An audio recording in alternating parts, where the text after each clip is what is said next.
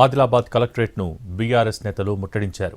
Soya పంటను ఎలాంటి ఆంక్షలు లేకుండా ప్రభుత్వం కొనుగోలు చేయాలన్న డిమాండ్తో ఆందోళన చేస్తున్నారు. రైతులతో కలిసి ఆదిలాబాద్ కలెక్టరేట్ మెయిన్ గేట్ ముందు బైఠాయించిన బీఆర్ఎస్ నేతలు రంగు మారిన సోయా పంటను కొనుగోలు చేయాలని నినదిస్తున్నారు. ప్రధాని మోడీ, సీఎం రేవంత్కు వ్యతిరేకంగా నినాదాలు చేస్తున్నారు. ఈ ధర్నాలో మాజీ మంత్రి జోగు రామన్న పాల్గొన్నారు.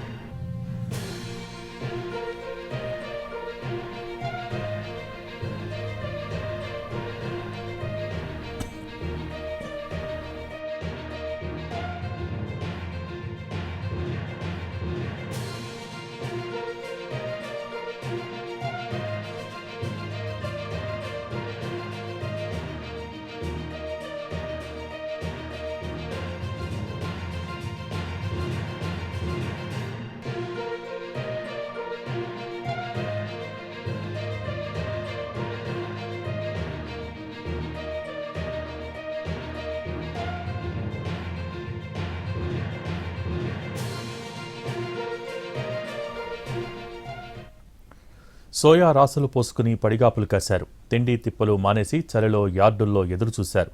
అదృష్టం బాగుండి పంటను కొన్నారు. ఆ సంతోషంతో రైతులు ఇంటికి ఇలా వెళ్లారో లేదో అలా ఫోన్ వచ్చింది. మీ పంట పనికిరాదు, తీసుకువెళ్ళండి అని సారాంశం. అలాంటి రైతుల దీన స్థితిని మా ప్రతినిధి సారంగపాణి అందిస్తారు.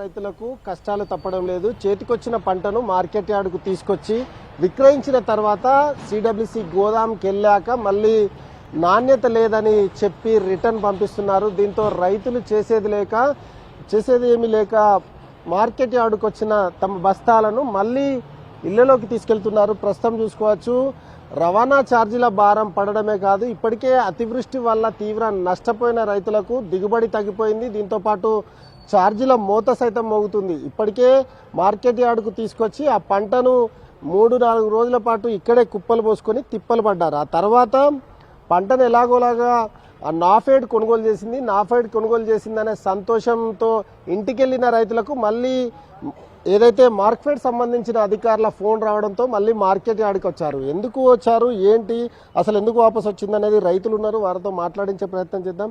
ఎక్కడి నుంచి వచ్చారండి మీరు, ఏంటి, ఎంత పంట వేశారు? మాది ఆదిలాబాద్ మండలం పుచ్చర గ్రామం నుంచి వచ్చినాము. మా దిగుబడి తగ్గింది అతివృష్టి వల్ల. నాణ్యత లేదని సిడబ్ల్యూసి గోదాం నుంచి వాపసు పంపింది. అరవదాకా మాకు తెలియదు, కానీ షెడ్యూల్ ప్రకారమే కొనుగోలు చేస్తామన్నారు. 29వ తేదీ నాడు డిసెంబర్ 29th. మళ్ళీ ఇప్పుడేమో ఫోన్ చేసి మీ సరుకు నాణ్యత లేదని వాపసు వచ్చింది, మీది బస్తాలు మీరు తీసుకుపోండి అని. మరి బస్తాకు 50 రూపాయలు వసూలు చేస్తున్నారు. మరి ఇక్కడ ఎవరు వీళ్ళే లారీ కిరాయి, అన్లోడింగ్ ట్రాన్స్పోర్టింగ్, దీంట్లో బస్తాకు 50 రూపాయలు. అట్లా నష్టం ఉన్నది, ఇట్లా నష్టం ఉన్నది. మళ్ళా ఇప్పుడు మా పరిస్థితి ఎట్లున్నదని అంటే ప్రైవేట్ వాళ్ళకు ఎంతకన్నా ఇచ్చేది దాంట్లో ఉన్నాం మేము ఇప్పుడు పరిస్థితి. అట్లా. ఎన్ని ఎకరాలు వేసారు? మేము 3 ఎకరాలు వేసినాం. 20 కుంటాల దిగుబడి వచ్చింది. దాంట్లోకి వెళ్ళి మొత్తం వాపస్ వచ్చింది. ఒక 3 కుంటాలు వేయింది, 17 కుంటాలు వాపస్. ఇప్పుడు మీరు తీసుకొచ్చేటప్పుడు ఎంత ఖర్చు అయింది ఇక్కడికి మార్కెట్ యార్డుకు? ఇక్కడికి బాబు అది చెప్పరాదు. ఇక ట్రాన్స్పోర్టింగ్, లేబరు, ఇది దాంట్లో అన్ని దగ్గర అంటే 35 రూపాయలు 40 రూపాయల వరకు పర్ బ్యాగ్ ఖర్చు వచ్చింది మాకు. అంత మరో రైతున్నారు. మీరు ఎక్కడి నుంచి వచ్చారండి? మీ ఏరియాలో బస్చర విలేజ్, ఆదిలాబాద్ మండలం. షెడ్యూల్ ప్రకారం తెచ్చినాం మేము, విలేజ్ వైజ్. అంటే తెచ్చినాక ఇక్కడ బ్యాగుకు 22 రూపీస్ ఏమో కాటా అమ్మాలి. ఈ పోతలు నింపిడు చెన్ని కంటే వాళ్ళు 15 రూపీస్ తీసుకున్నారు. మొత్తం బ్యాగుకు 37 రూపీస్ ఖర్చు వచ్చింది మాకు. ఇప్పుడు 50 కుంటాలకు దగ్గర 4500 ఇక్కడనే పోయినాయి. మరి అందులోకెళ్ళి మొత్తం 50 కుంటాలు వాపసు. పెట్టుబడి ఎంత పెట్టారు? పెట్టుబడి కాదు, మొత్తం కౌలు బీవులు అవన్నీ బాగుంటాయి. ఇట్లా రంగు మారింది అంటున్నా అని వాపసు పంపించారు. ఇప్పుడు గోదాం నుంచి ఇటు వచ్చింది, ఇక్కడ నుంచి మీరు ఇంటికి తీసుకెళ్లాలి అంటే ఇదంతా ఒక అంటే రైతుకు ఇంత లాస్ అవుతుంది కదా. మరి ప్రభుత్వాలు ఏం చేయాలంటే మద్దతు ధరతో కొంటేనే లాభం ఉంటుంది. ఇంత ఇట్లా లేకుంటే వ్యవసాయాలు కష్టం అయిపోతుంది. సార్ నేను మొత్తం టోటల్ గా 180 బ్యాగ్స్ పంపించారు. 90 కుంటాలు 50 కిలో ప్రైవేట్ వ్యాపారులకు మేము లాస్గా అమ్ముకుంటాం. 1000 రూపాయల దగ్గర 1000 రూపాయలు నుక్సాన్ అవుతుంది ఒక్కొక్క రైతు క్వింటాల్కి. దాదాపు ఒక వారం రోజులు చలికి వండి కొన్న తర్వాత ఒక 4 రోజుల తర్వాత వాపస్ పంపించారు. తెచ్చిన తర్వాత మరి ట్రాన్స్పోర్ట్ అమ్మాలి, లోడింగ్ అన్లోడింగ్ అన్నీ మొత్తం కలిపి నాకు ఫస్ట్ స్టార్టింగ్ 20,000 అట్లా పోయినాయి. ఇట్లా ఒక ప్రైవేట్ ఒక 50,000 అట్లా పోయినాయి. దగ్గర ₹1,00,000 నుక్సాన్ రైతు. ఇట్లా అసలు ప్రభుత్వం కొనుగోలు చేస్తాయని మీరు తీసుకొచ్చారు, కొనుగోలు చేసింది కూడా. గోదాంలోకి పోయిన తర్వాత మళ్ళీ రిటర్న్ వస్తే అంటే ఒక రైతుగా ఎట్లా అంటే బాధ. ఈ రైతు ఆవేదన చెప్పలేము సార్. ఇప్పుడు ఎండారగాన కష్టపడ్డాం మేము. కష్టపడ్డ రైతుకి ప్రతిఫలం మద్దతు ధర ఇంత తెచ్చిర్రు, కొనుగోలు చేయలేదు, మీకు ₹1 రాలే, మళ్ళీ అదనంగా ఖర్చులు కూడా పెట్టాలి సార్. మాకు సోయాబీన్లో మార్జిన్ ఏమీ ఒక మహా అంటే ఒక క్వింటాల్ మిగులుతుంది. నాకు మిగిలేదు ఒక ₹1,00,000. ఆ ₹1,00,000 కూడా ఇక్కడ వారబోసినట్టు అయింది. ప్రైవేట్ వాళ్ళకి అమ్ముకుంటాం అంతేగా, కానీ ముందు వచ్చే రైతుల కన్నా మేలు చేయండి మానవతా దృక్పథంతో అని రిక్వెస్ట్ చేస్తున్నాము. 2 ప్రభుత్వాలని, కలెక్టర్ని, అందరినీ, అధికారులని. కానీ ఎట్లా బాధ అనిపిస్తున్నది కాక. బాధ ఉన్నది కానీ ఏం చేస్తావు, దానికి ప్రత్యామ్నాయం ఏం లేదు. ప్రైవేట్ వాళ్ళకి అమ్మాలా, వేరేది ఏం లేదు దానికి. చలిలా వర్షంలో అన్నిట్లో తిరిగి వేరే ఆప్షనే లేదు. ఇక చలిలా 4 రోజులు వన్నాం. ఈ సీనియర్ సిటిజన్ 72 సంవత్సరాలు ఏం చేస్తాం. అట్లా మా బాధ ఎవరికి చెప్పుకునే అవసరం లేదు. ఎవరు పట్టించుకునేటోళ్ళు లేరు. ధర్నా కూడా చేసినాం, దాని స్పందన లేదు. ఇంతేగా, స్వార్థం వాళ్ళ అంతేగా. రైతుల పరిస్థితి ఇది, రైతుల ఆవేదన ఇది. ప్రస్తుతం మనం చూసుకోవచ్చు, ఏదైతే ఎక్కడి నుంచి తీసుకొచ్చారో మళ్ళీ అక్కడికే తమ పంటను తీసుకుపోవాల్సిన దుస్థితి దాపరించిందని ఆవేదన వ్యక్తం చేస్తున్నారు. రైతు కష్టాన్ని, రైతు బాధను ఎవరు పట్టించుకునే నాదుడే కరువయ్యారనే ఆందోళన అయితే వ్యక్తం చేస్తున్నారు. వివిధ రూపాల్లో ఇప్పటికే ఆందోళన చేసిన ప్రభుత్వం అంటే అధికార యంత్రాంగం ఒకరోజు స్పందించి కొనుగోలు చేపించింది. కానీ సిడబ్ల్యూసీ గోదాంకి వెళ్ళిన తర్వాత ఈ విధంగా బస్తాలు నింపి తీసుకెళ్లిన తర్వాత గోదాంలో రిజెక్ట్ కావడంతో మళ్ళీ మార్కెట్ యార్డ్కి తీసుకొచ్చి ఇక్కడ బస్తాలు నెట్టుకొట్టారు. అయితే ఒక్కో రైతుకు ఫోన్ చేసి మళ్ళీ రమ్మని, ఆ తర్వాత ఈ బస్తాలను ఇంటికి తీసుకువెళ్ళామని చెప్పడంతో రైతులు చేసేది ఏమీ లేక ఆరుగాలం శ్రమించి కష్టపడి ₹1,000 పెట్టుబడి పెట్టి పంట పండిస్తే అమ్ముకుందామంటే సరైన మార్కెట్లో ధర లేక, నాణ్యత లేదని కొర్రీలు పెట్టడం మూలంగా తెచ్చిన పంటను మళ్ళీ రివర్స్ తీసుకుపోతున్న దుస్థితి అయితే ఇక్కడ కనిపిస్తుంది. ఇది సోయా రైతుల కష్టాలకు సంబంధించి పూర్తి అప్డేట్స్. కెమెరామెన్ సత్యతో సారంగపల్లి NTV, ఆదిలాబాద్. నాణ్యత లేదని చెప్పినప్పటికీ కొనుగోలు చేస్తున్నారు, అంతలోనే అన్లోడ్ చేస్తున్నారు. లాట్ల ప్రకారం సోయా బస్తాలను తీసుకొచ్చి పడేసిపోతున్నారు. నాఫెడ్ గోదాం నుంచి యార్డుకు వస్తున్న తీరుపై మా ప్రతినిధి సారంగపాణి మరింత సమాచారం అందిస్తారు. సోయా పంటను ఆందోళన చేస్తే అలా కొనుగోలు చేశారు. అలా రైతులు ఇంటికి చేరారో లేదో మళ్ళీ ఈ విధంగా వాపసు వస్తున్నాయి. సిడబ్ల్యూసీ వాళ్ళు నాణ్యత లేదని రిజెక్ట్ చేసిన ఈ సోయా బస్తాలు ఏవైతే ఉన్నాయో వాటిని మళ్ళీ మార్కెట్ యార్డుకు ఏదైతే అన్లోడ్ చేస్తున్నారు. ప్రస్తుతం లారీలో దాదాపు 300 పైచిలకు బస్తాలను, సోయా బస్తాలు తీసుకొచ్చి మళ్ళీ రిటర్న్ చేస్తున్నారు. లాట్ల ప్రకారం ఏదైతే వాటికి నెంబరింగ్ ఇచ్చారు కొనుగోలు చేసిన రోజు, ఆ లాట్ల ప్రకారము ఈ సోయా బస్తాలను మళ్ళీ తీసుకొచ్చి ఇక్కడ పంపిస్తున్నారు. ప్రస్తుతం మనం చూసుకోవచ్చు, ఇందులో దాదాపు 300 పైచిలకు బస్తాలు మళ్ళీ రిజెక్ట్ చేయడంతో వాపసు మార్కెట్ యార్డుకు తీసుకొస్తున్నారు. నాఫెడ్ గోదాంకు వెళ్ళిన తర్వాత అక్కడ నాణ్యత లేదని, డ్యామేజ్ ఉందని పాస్ చేయకుండా దాన్ని రిజెక్ట్ చేసిన మూలంగా మళ్ళీ మార్కెట్ యార్డ్కి బస్తాలను తెచ్చి కుప్పలుగా వేస్తున్న సిచ్యువేషన్.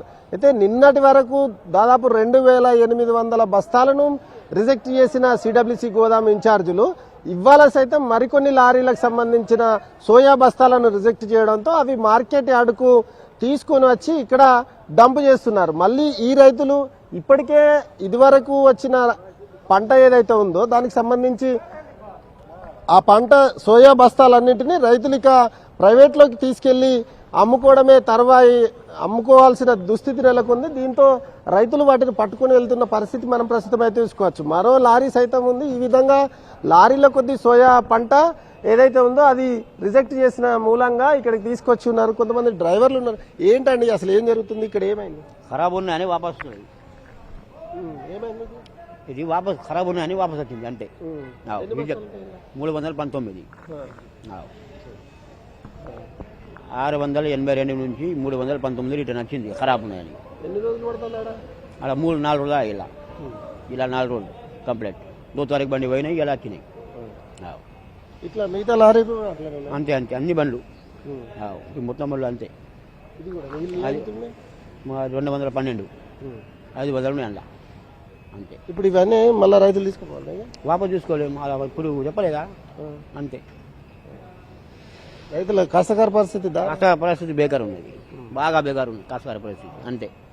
ఇప్పుడు మీరు కూడా 2-3 రోజులు ఆడ వెయిట్ చేసారా? మా బాబు చేసింది కదా, ఆదివారం చుట్టి వచ్చింది, అది శనివారం ఖాళీ చేయలే, మళ్ళీ ఇలా ఈ టైం ఖాళీ అయింది అంతే. ఇప్పుడు ఈ మొత్తం నిన్న దింపేసి వెళ్ళిపోతాం. అవును, అంటే సగం వరకు పాస్ అవుతానే సగం పోతానే సగం పోతుంది అది. ప్రస్తుతం ఇది రైతులకు సంబంధించిన సోయా పంటను ఏదైతే బస్తాల్లో సిడబ్ల్యూసి గోదాంకి తీసుకెళ్లిన డ్రైవర్లు సైతం ఇదే చెప్తున్నారు. రైతుల పరిస్థితి అగమ్య గోచరంగా ఉందని చెప్తున్నారు.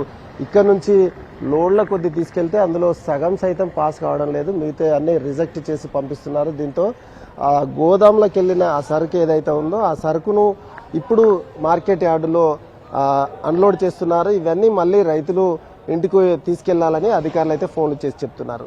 ఇప్పటికే వివిధ రూపాల్లో ఆందోళన చేసిన రైతులు తమ సోయా పంటను కొనుగోలు చేస్తారు, తమ అకౌంట్లలో నగదు జమ అవుతుందని ఆశగా ఎదురు చూస్తే నిరాశ మిగులుతుందనే ఆందోళన రైతుల్లో వ్యక్తమవుతుంది. అధికారులు ఏమంటారు దీనిపైన ఒకసారి అధికారులను అడిగి పూర్తి వివరాలు తెలుసుకునే ప్రయత్నం అయితే చేద్దాం. పంటను తిరస్కరించడానికి కారణం ఏంటి? నాణ్యతా ప్రమాణాలు ఎలా ఉన్నాయి? కేంద్ర ప్రభుత్వ రంగ సంస్థ నాఫెడ్ నిబంధనలేంటి? పంట నాణ్యతా ప్రమాణాలు, టెస్టింగ్ ప్రక్రియ ఏ విధంగా ఉంటాయి? సిడబ్ల్యూసి గోదాం టెక్నికల్ టీంతో మా ప్రతినిధి సారంగపాణి ఫేస్ టు ఫేస్ ఇప్పుడు చూద్దాం. జిల్లాలో ఎక్కడ కొనుగోలు చేసినా ఈ సిడబ్ల్యూసి గోదాంలకు సోయా పంటను తీసుకొస్తారు. ఈ సోయా పంటను తీసుకొచ్చిన తర్వాత ఇక్కడ టెస్ట్ చేసిన తర్వాతనే అది పాస్ చేయడమా లేదంటే రిజెక్ట్ చేయడమా అనేది జరుగుతుంది. ఈ సిడబ్ల్యూసి గోదాం సంబంధించి ఇక్కడ నుంచి చాలా వరకు రిజెక్ట్ అవుతున్నాయని రైతులు ఆందోళన బాటపట్టారు. అదేవిధంగా ఆదిలాబాద్ బంద్కు సైతం పిలుపునిచ్చారు. ఇదివరకు బేలా అదేవిధంగా బజార్ రత్నూర్లో సైతం బంద్ను నిర్వహించారు రైతులు. రోజుకో తరహాలో రైతుల పోరాటం కొనసాగుతుంది. అయితే ఏదైతే సోయాబీన్ పండించిన రైతులు అమ్మిన తర్వాత సైతం రిజెక్ట్ రావడం పట్ల కొంత ఆందోళన వ్యక్తం చేస్తున్నారు. అయితే సిడబ్ల్యూసి గోదాంలో ఏం జరుగుతుంది? సిడబ్ల్యూసికి సంబంధించిన మేనేజర్ రవికుమార్ మనకు అందుబాటులో సార్ చెప్పండి, అసలు ఏం జరుగుతుంది ప్రాసెస్ ఇక్కడ? అంటే కావాలని రిజెక్ట్ చేసే అంటున్నారు, ఇట్లాంటి సిచ్యువేషన్ ఉంటుందా? అసలు ఏంటి కావాలని రిజెక్షన్ అట్లాంటివి ఏమి ఉండదండి. మామూలుగా మనకి ట్రక్స్లో లోడ్ అయ్యి వస్తుంది కదా, సో మొదటగా ఏం చేస్తారంటే ఓవరాల్ శాంపుల్ తీసుకుంటారు. అంటే మనకు సైడ్స్లో నుంచి, బ్యాక్ సైడ్ నుంచి కానీ, టాప్ నుంచి మొత్తం శాంపుల్ తీసుకొని మా టెక్నికల్ స్టాఫ్ ఉంటారు, సో వాళ్ళు అనాలిసిస్ చేస్తారు. సో మనకు ఎఫ్ఏక్యూ పారామీటర్స్ అని చెప్పేసి అని నాఫెడ్ కానీ లేకపోతే స్టేట్ గవర్నమెంట్ కానీ మినిస్ట్రీ ఆఫ్ అగ్రికల్చర్ ద్వారా ఒక పారామీటర్స్ ఇచ్చారు. అంటే ఇప్పుడు డ్యామేజ్ వచ్చేసి 3% ఉండాలి, foreign matter 2%, shrivelled immature 5%, moisture content 12%. So వీటి పారామీటర్స్ కోసము అనాలిసిస్ చేస్తారు మా టెక్నికల్ స్టాఫ్. అనాలిసిస్ చేసిన తర్వాత అన్ని నామ్స్లో ఉన్నాయనుకోండి, అన్లోడింగ్ స్టార్ట్ అవుతుంది. సో అన్లోడింగ్ స్టార్ట్ అయిన తర్వాత, ఎందుకంటే చాలామంది ఫార్మర్స్ ఉంటారు కాబట్టి ఎవ్రీ బ్లాక్ డిఫరెంట్ ఫార్మర్స్ ఉండొచ్చు. సో కాబట్టి ఎవ్రీ బ్లాక్ అనాలిసిస్ చేస్తూ అన్లోడింగ్ చేసుకు ప్రాసెస్ నడుస్తుంది. సో ఏదైనా ఈ పారామీటర్స్లో ఎక్సిడ్ అవుతే తప్పనిస్తే మేము రిజెక్షన్ అనే ఆప్షన్ లేదు. సో ఇప్పటి వరకు మీరు చూస్తే మన దగ్గర 8,423 టన్నులు అంటే 1,68,459 బ్యాగ్స్ అన్లోడ్ అయ్యింది మన దగ్గర.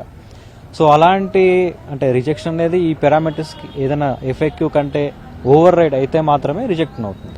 ముఖ్యంగా కేవలం 2 రోజుల వ్యవధిలోనే 3,528 బస్తాలు రిజెక్ట్ అయినాయి అంట.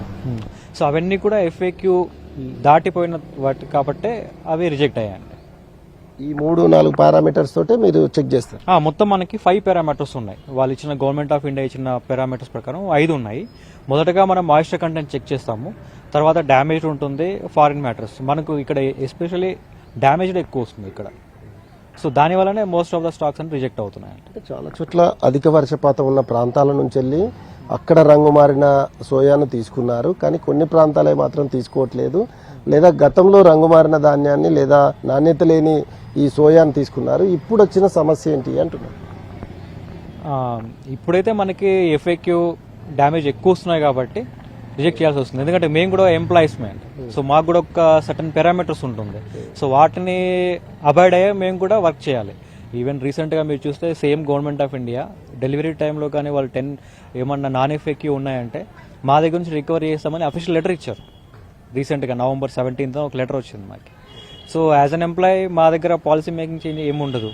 సో మేము ఏదైనా రూల్స్ ఉంటే వాటిని ఫాలో అవ్వాల్సిన వాళ్ళని తప్పనిస్తే ఇది చేంజెస్ చేసే వాళ్ళం కాదు. అంటే గతంతో పోలిస్తే రూల్స్ ఇప్పుడు డాట్ ఏదైతే వచ్చిందో సార్ అది ఏం చేంజ్ అవ్వలేదండి. సేమ్ ఎఫ్ఏక్యూ పారామీటర్సే ఉన్నాయి. లాస్ట్ ఏదైతే ఉన్నాయో ఇవి కూడా అలాగే ఉన్నాయి. మీరు చెప్పినట్టు వర్షపాతం వల్ల ఏమైనా డ్యామేజ్ ఎక్కువ వచ్చి ఉండొచ్చు. రాష్ట్రం మొత్తంలో కేవలం ఒక ఆదిలాబాదే సెంటర్గా మారిపోయింది. గొడవలు జరుగుతున్నాయి, ఆందోళన చేస్తున్నారు రైతులందరూ. హైదరాబాద్ టీంలు ఏమైనా వచ్చాయా సార్ ఇక్కడ విజిట్కి? అంటే మా హెడ్ ఆఫీస్ నుంచి హైదరాబాద్ నుంచి కూడా మేడం వచ్చారు, టెక్నికల్ హెచ్ కూడా వచ్చారు. సో వాళ్ళు కూడా అనాలిసిస్ చేశారు. ఇవాళ కూడా అన్లోడ్ అవుతున్న స్టాక్స్ చూశారు. సో వాళ్ళ నోటీస్లో కూడా ఉంది. టెక్నికల్ టీంతో మాట్లాడించే ప్రయత్నం అయితే చేస్తాం. అంటే టెక్నికల్ ఎట్లా చేస్తారు, ఏంటి సార్ అసలు ఏమేమి చేస్తారు, ఒక లాటును ఎట్లా తీసుకుంటారు, ఏమేమి టెస్టులు చేస్తారు? అంటే అన్నిటికీ ఒకే పారామీటర్ ఉంటుందండి, అదే ఒకే ప్రాసెస్ ఉంటుంది. ఈ క్వాలిటీ పారామీటర్స్ ప్రకారం ఇది ఫారెన్ మ్యాటర్, సివిల్డ్, ఇమ్మెచ్యూర్డ్, డ్యామేజ్డ్, ఇవి ఈ పర్సంటేజెస్ అన్నమాట. ఫారెన్ మ్యాటర్ 2% కన్నా ఎక్కువ ఉండకూడదు, సివిల్డ్, ఇమ్మెచ్యూర్డ్ 5% కన్నా ఎక్కువ ఉండకూడదు, డ్యామేజ్డ్ 3% కన్నా ఎక్కువ ఉండకూడదు. మెకానికల్లీ డ్యామేజ్డ్ అంటే గ్రెయిన్ రెండు కింద అవుతుంది కదా, దానికి 15% కన్నా ఎక్కువ ఉండకూడదు. దీంతో ప్రాబ్లం ఉండట్లేదు. ఎక్కువగా మనకు ప్రాబ్లం వచ్చి డ్యామేజ్ ఎక్కువ వస్తుంది. దీని దగ్గర ఎక్కువ ప్రాబ్లం వస్తుంది.